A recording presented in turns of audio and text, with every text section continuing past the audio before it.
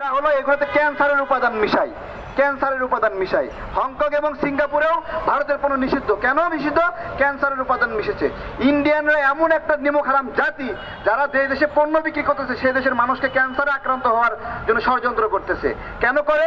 যেন এখানে আমরা ক্যান্সার আক্রান্ত হই, তারপরে দিল্লি বেঙ্গালুরু এগুলোতে গিয়ে ক্যান্সারের চিকিৎসা করি।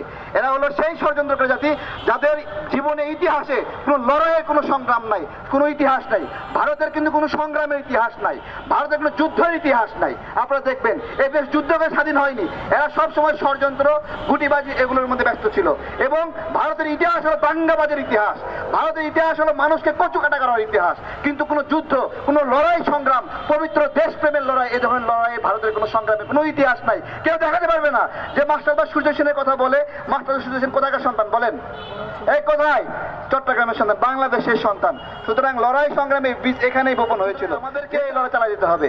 যদি ফিলিস্তিনিরা মধ্যপ্রাচ্যের মানুষগুলো ইসরায়েলের বিরুদ্ধে লড়াই করে, আমরা এখানে ইসরায়েলের মতো আরেকটা ইসরায়েল আছে ইন্ডিয়া, সেই ইন্ডিয়ার বিরুদ্ধে লড়াই করতে হবে। এবং এই লড়াই শুধু ভারতীয় পণ্য বয়কট না, এখানে 26 লাখ ইন্ডিয়ান রয়েছে এই বাংলাদেশে। এই 26 লাখ ইন্ডিয়ানের প্রত্যেকটা সর্বনিম্ন যে সুচয়িদুর আছে, এই সুচয়িদুরকে বাংলাদেশ থেকে সরাতে হবে। যদি আমরা পারি তাহলে আমরা যে বলি বাংলাদেশের শিক্ষিত বেকারের সংখ্যা 26 লক্ষ, তো এই 26 লক্ষ বেকারের একটা ব্যবস্থা করতে হবে।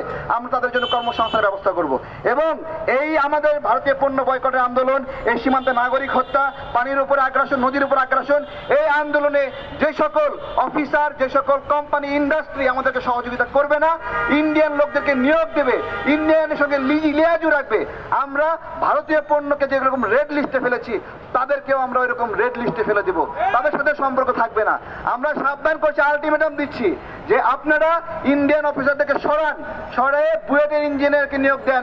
আমাদের শাহজালাল বিজ্ঞান প্রযুক্তি, রুয়েট, কুয়েট, অনেকগুলো ইঞ্জিনিয়ার, অনেক ছেলেপেলে অনেক থিওরিটিক্যাল প্র্যাকটিক্যাল অনেক জ্ঞান আছে, তাদেরকে কাজে লাগান। আপনারা যে ভারতের প্রতি প্রেম দেখাচ্ছেন, আর মোমেন বেভারেজ এটা একটা ইন্ডিয়ার দালাল। এরা বাংলাদেশে কোকাকোলা, ফান্টা, স্প্রাইট এবং মিরিন্ডা বিক্রি করে। এই মোমেন বেভারেজ সমস্ত বড় বড় অফিসার হলো ইন্ডিয়ান, এবং এটার এই কোকাকোলার এটার মালিকও ইন্ডিয়ান। এটার গায়ে কোড লেখা 890। আমাদেরকে এই মোমেন বেভারেজের পণ্য বয়কট করতে হবে। সমস্ত কোকাকোলা, মিরিন্ডা, ফান্টা, স্প্রাইট এগুলো সবগুলোর মালিক হলো ইন্ডিয়ান কোম্পানি। বাংলাদেশে একটা ছোট ডিলারশিপ দিয়েছে, ডিলারশিপ দিয়ে এখানে মাল বেচতেছে। এবং কিনবেন না কেউ।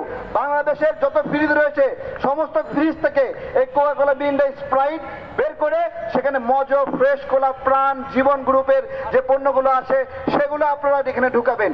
এবং এই লড়াইয়ে বিন্দু পরিমাণ পিছু হটা যাবে না। আমরা অনেকখানি অগ্রসর হয়েছি, অনেকখানি সফলতা হয়েছি।